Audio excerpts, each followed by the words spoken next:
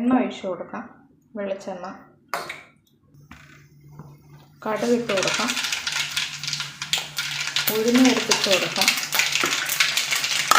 സവാള ഇട്ട് കൊടുക്കാം.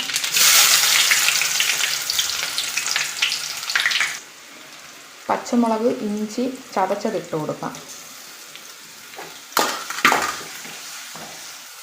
തക്കാളി ഇട്ട് കൊടുക്കാം.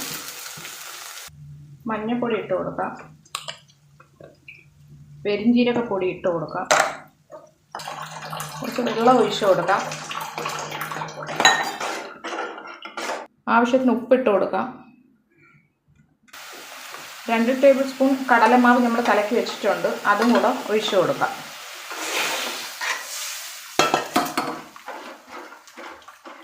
കറിവേപ്പിലയും കൂടെ ഇട്ട് കൊടുക്കാം.